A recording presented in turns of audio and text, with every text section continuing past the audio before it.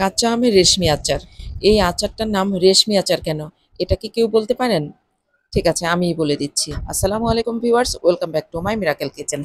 রেশমি সুতা যেমন খুব সুন্দর ঝরঝরে থাকে, একটা থেকে আরেকটা আলাদা, কিন্তু সব একসাথে থাকে।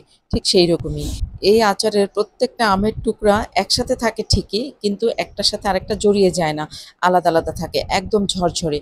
এই জন্যই এই আচারটার নাম হচ্ছে কাঁচা আমের রেশমি আচার। এই রেশমি আচারের রেসিপিটি আমি আজকে আপনাদের সাথে শেয়ার করব। সেই সাথে থাকছে বিভিন্ন ধরনের টিপস এন্ড ট্রিক্স। আর এই আচারটা খেতে দারুণ মজা। তাহলে চলুন রেসিপিটি দেখে নিই। তো এই মজার রেশমি আচারটি বানানোর জন্য আমি এখানে ২ কেজি আম নিয়েছি। ২ কেজি আমে কিন্তু এই আচারের জন্য কম হয়ে যাবে। আপনারা ইচ্ছে করলে কিন্তু আরেকটু বেশি করেই নিতে পারেন। কারণ এই আচারগুলো এত মজা যে অল্পেতে মন ভরবে না। এইজন্য একটু বেশি করেই বানাতে হবে। তো আমি আমগুলোকে খুব ভালো করে আগে ধুয়ে পরিষ্কার করে নিয়েছি, আর তারপর এরকম একটা পিলার দিয়ে আমগুলোকে ছুলে নিলাম। আমগুলো ছুলতে আপনাদের একটা গল্প বলি। অনেক, অনেক বছর আগের কথা। যখন আমি ১ম এই আচারটা দেখি, আমার এক পরম আত্মীয়ের বাসায় আমি এই আচারটা দেখলাম। আমাদেরকে খেতে দেওয়া হয়েছিল। তো তারপর তাদেরকে জিজ্ঞাসা করলাম যে, "আচারগুলো কিভাবে এরকম করে বানান? আমরা তো বানাই, আম তো গলে যায়। এরকম ঝরঝরে তো থাকে না। কিন্তু আপনাদেরটা তো খুব ঝরঝরে আছে। কিভাবে বানাইছেন একটু বলেন তো?" তারা বলে নাই।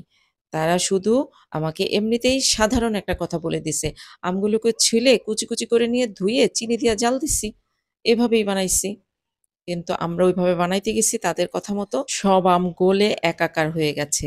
এখানে কিন্তু বিশেষ একটা ট্রিক্স আছে যে আমগুলো কেন ঝরঝরে থাকবে, কিভাবে আমগুলোকে ঝরঝরে রাখা যাবে। তো সেটা আর তারা বলে নাই। সেটা তারা তাদের মধ্যে রেখে দিয়েছে। যাই হোক, কথা বলতে আমি আমগুলোকে খুব সুন্দর করে ছুলে নিয়েছি। আর একটা গ্রেটার নিলাম। গ্রেটারে কিন্তু একটা ছিদ্র আছে এরকম একটু মোটা, মোটা, আরেকটা আছে একদম কুচি, কুচি। হ্যাঁ? ওই কুচি, কুচিটা দিয়েও আপনারা করতে পারেন। আমি একটু মোটাটা দিয়েই করলাম। একটু আলু ভাজির মতো হবে আরকি। সবগুলো আম একইভাবে আমি গ্রেট করে নিলাম। তো এই তো এইরকম হয়েছে দেখুন, এই যে জাস্ট একেবারে আলু ভাজির মতন কিন্তু দেখতে। এখন এটার একটা বিশেষ প্রসেস করতে হবে। সেটার জন্য এখানে বড় একটা কড়াইয়ের মধ্যে আমি একটু বেশি পরিমাণে পানি নিলাম। আর তার মধ্যে আমি এখন ২ টেবিল চামচ লবণ দিয়ে দিলাম। এই লবণটাই কিন্তু এই আচারটার মেইন একটা বিষয়। এই যে এই আচারটাকে ঝরঝরে রাখার জন্য। এখন পানির মধ্যে এই লবণগুলো হাত দিয়ে এভাবে নেড়েচেড়ে খুব ভালোভাবে মিশিয়ে নিতে হবে। মিশানো হয়ে গেলে এই গ্রেট করা আমগুলো সব এই লবণ পানির মধ্যে দিয়ে দিতে হবে। আর এই লবণ পানির মধ্যে আমগুলো ডুবিয়ে রাখতে হবে ১৫ থেকে ২০ মিনিট। ৩০ মিনিট হলেও কোনো সমস্যা নেই।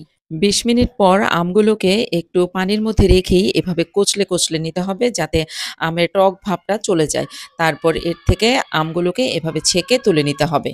আমগুলোকে পানি থেকে তুলে নিয়ে আমি প্রায় ২ থেকে ৩ বার কলের নরমাল পানি দিয়ে আমগুলোকে ধুয়ে নিয়েছি। আমের মধ্যে কিন্তু এখনো অনেক পানি আছে। তো এইজন্য এখান থেকে অল্প, অল্প আম নিয়ে ২ হাতে এভাবে চিপে সবটা পানি নিংড়ে তারপরে আমগুলো অন্য আরেকটা বোলে নিতে হবে। এভাবে করলে কিন্তু টক আমের অনেকটা টকই চলে যায়। আর আচারটা বানানোর পর আমগুলোকে ঝরঝরে রাখতে সাহায্য করবে। এরই মধ্যে কিন্তু সবগুলো আমের পানি ঝরানো হয়ে গেছে। এখন আমি এই আমগুলো নিয়ে চলে যাব চুলায়।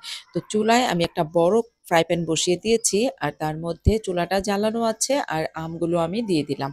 তারপর দিয়ে দিলাম এর মধ্যে সামান্য পরিমাণে লবণ, মিষ্টির স্বাদের ব্যালেন্সের জন্য, আর অল্প একটু হলুদের গুঁড়া, সুন্দর একটা কালারের জন্য। দিয়ে দিলাম একটা তেজপাতা টুকরো করা, আর দিয়ে দিলাম ২ টা দারচিনি। আর তারপর দিয়ে দিলাম মেজারমেন্ট কাপের বড় কাপে ১.৫ কাপ চিনি দিয়ে দিলাম। আর তারপর একটা হাতা দিয়ে নেড়েচেড়ে খুব ভালোভাবে মিশিয়ে নিলাম আমগুলোর সাথে। আর চুলার আগুনটা আছে মিডিয়াম হিটে। তো এভাবে আস্তে, আস্তে চিনিগুলো কিন্তু গলে যাবে। আর আম থেকে তো বেশি একটা পানি উঠবে না, কারণ আমের পানিটা তো চিপে নিংড়ে বের করে দিয়েছি। কিছুক্ষণ রান্না করার পর চিনিগুলো গলে গিয়ে একটু পানি, পানি হয়ে গিয়েছে। তো আমি এখন এর মধ্যে ২ টেবিল চামচ ভিনেগার দিয়ে দিলাম। আর আমি এই ভিনেগারটা এখানে ইউজ করেছি। তারপরে আবারও নেড়েচেড়ে খুব ভালোভাবে মিশিয়ে নিলাম।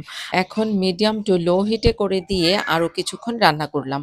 তখন এর মধ্যে ১ চা চামচ পাঁচফোড়নের গুঁড়া দিয়ে দিলাম। আর তারপর এখানে চিলি ফ্লেক্স দিয়ে দিলাম খুবই সামান্য পরিমাণে। ঝালটা আপনাদের পছন্দ অনুযায়ী আরো বেশি দিতে পারেন। তবে এটা যেহেতু মিষ্টি আচার, রেশমি আচার, এর মধ্যে কিন্তু অনেক বেশি ঝাল দিতে হবে না। এর মধ্যে অল্প একটু ঝাল হলেই চলবে।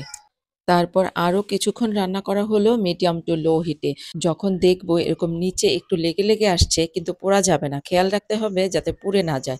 পুড়ে গেলে কিন্তু স্বাদটা একদমই নষ্ট হয়ে যাবে। তো নিচে যখন হালকা মনে হবে যেন লেগে আসছে তখনই বুঝতে হবে যে আচারটা একদম রেডি হয়ে গেছে। আমার আচারটা কিন্তু একদম রেডি। আমি চুলা অলরেডি বন্ধ করে দিয়েছি। এখন ঠান্ডা হওয়ার জন্য অপেক্ষা করব। এরই মধ্যে আচারটা কিন্তু ঠান্ডা হয়ে গেছে।